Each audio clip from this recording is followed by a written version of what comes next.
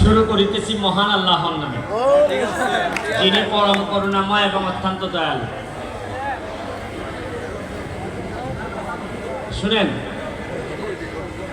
সবাই এমপি হয়, অনেকেই এমপি হয়, কিন্তু সব এমপির কপালে যমুনা জুটে না। আমি এমন ভাগ্যবান এমপি যে আমার কপালে যমুনা জুটছে। আর আমি, আপনারা বলেন যে কিসের জন্য এত আমার আত্মবিশ্বাস, কিসের জন্য সারা বাংলাদেশে আমি বুক ফুলিয়ে কথা বলি? কারণ আমি জানি যে আমার এলাকায় যমুনা আছে, বিপদে পড়লে যমুনা আমার পাশে দাঁড়াবে। আমি শুরুতেই আত্মার মাগফিরাত কামনা করি আমাদের বাবুল সাহেব, নুরুল ইসলাম বাবুল সাহেবের, যে আমার একটা ইচ্ছা ছিল উনি জীবিত থাকতে আমি যদি এই জায়গার এমপি হইতাম, হয়তো ওনার সাথে আমার দেখা হইতো। অনেক অবদান আছে ওনার বাংলাদেশে অর্থনীতিতে। যাই হোক, আমি যে জায়গায় বসি সংসদে, এইটার সামনের সিটেই বসেন হচ্ছে সালমা ইসলাম, আমাদের মাননীয় এমপি, উনি বসেন, এবং এই কারণে আমরা অনেকটাই পাশাপাশি। তবে ভালো লাগতেছে যে নুরুল ইসলাম বাবুল সাহেবের বীর মুক্তিযোদ্ধা, ওনার প্রজন্ম উত্তরাধিকার, তারা আমাদের এলাকায় আছেন, এবং তাদের সাথে যে আমি আজকে বসতে পারছি, এইটা আমি মনে করি আমার জন্য অনেকটা সম্মানের। এবং আমার ধরেন মাঝে মধ্যে চিন্তা হয় যে এলাকায় যদি এত বড় কোনো প্রলয়নকারী বন্যা হয়, ঝড় হয়, তুফান হয়, সরকার যদি আমারে কভার করতে না পারে, তাহলে কারা আমারে কভার করবে?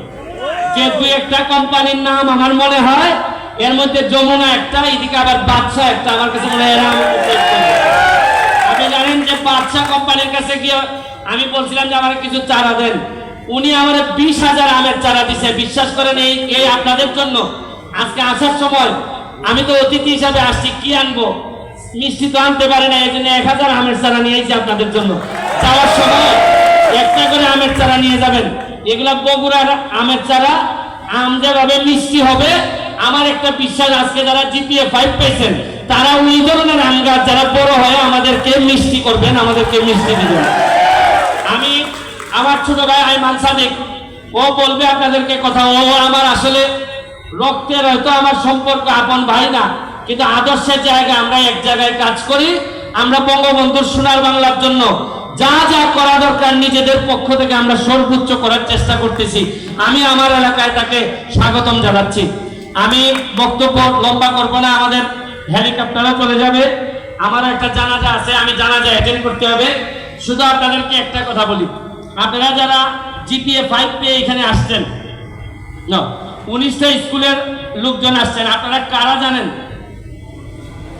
আমারে যদি কেউ জিজ্ঞেস করে আপনার কাছ থেকে এমপি পদটা নিবে কে, যে কে হবে আমার পরে এমপি, কে আইসে আমারে বলবে যে ব্যারিস্টার সাহেব হইছে, বয়স হয়েছে, এখন যান, আমি আমার যোগ্যতা সম্পন্ন আমি এমপি হব। আমার একটা বিশ্বাস, ওই 19টা স্কুলের কেউ না কেউ আমাকে বিদায় দিবে। আমি আপনাকে স্বাগতম এখনই জানাচ্ছি। আমার একটা বিশ্বাস, আমার ছেলে মেয়ে আমার কাছ থেকে এমপি পদ নিলে যতটুকু খুশি হব, তার চেয়ে বেশি খুশি হব। রক্তের উত্তরাধিকার না, সক্ষমতার উত্তরাধিকার থেকে যদি আপনারা কেউ এমপি হন, আমি সবচেয়ে বেশি। আমি আপনাদের জন্য দোয়া করে দিয়ে যাচ্ছি, যমুনার জন্য দোয়া করে যাই। আপনারা যত বড় হবেন তত আমার কেন জানি আত্মবিশ্বাস বাড়ে। আমি কখনো এমন কোন এমপি না যে আইসা বলবো যে ভাই আমারও একটু ভাগ দেন, এই টাইপের এমপি আমি না। আপনাদের জন্য যা যা লাগে, এক এমপি হিসাবে বেতন ছাড়া মনে করবেন যমুনার কর্মচারী হিসেবে যমুনাকে আমি প্রটেক্ট করবো, এটা আপনারা নিশ্চিত থাকবেন। এবং কেন করব, আমার স্বার্থ কি? কারণ যমুনা যদি ভালো থাকে, যমুনা যদি বেঁচে থাকে, তাইলে তো আমার যে দায়িত্ব, 100টা ছেলে মেয়েরে পাঠিয়ে বলতে পারবো ম্যাডাম, বা বলতে পারবো শামীম ভাই এদেরকে একটু চাকরি দেন। চাকরি তো আপনি দিচ্ছেন, আমি তো আপনাদের কাছে ঋণগ্রস্ত এমপি হিসাবে যে দায়িত্ব আমার নেওয়ার কথা, আপনারা আমার লোককে চাকরি দিয়ে আমাকে আপনারা দায় মুক্ত করছেন। এই জন্য সবসময় এমপি হিসাবে আমি আপনাদের কাছে কৃতজ্ঞ থাকবো। ঢাকা থেকে যারা সাংবাদিক বৃন্দ আসছেন, আপনাদেরকে মানে আমরা ওইভাবে হয়তো আতিথেয়তা দেখাইতে পারি নাই। আপনারা আমার সাথে ঢাকা দেখা করবেন, আপনাদেরকে আলাদাভাবে আমি মিষ্টি টিষ্টি যা যা খাওয়াই দিব। আমি অতিথিদের, আমাদের এলাকার মানুষ অনেক সম্মান করে, আতিথেয়তা একটা ভালো জিনিস আমরা আমাদের পরিবার থেকে শিখছি। আপনারা ভালো থাকবেন, সুস্থ থাকবেন। আর আরেকটা জিনিস বলি, পড়াশোনার পথটাকে আরো সুগম করেন।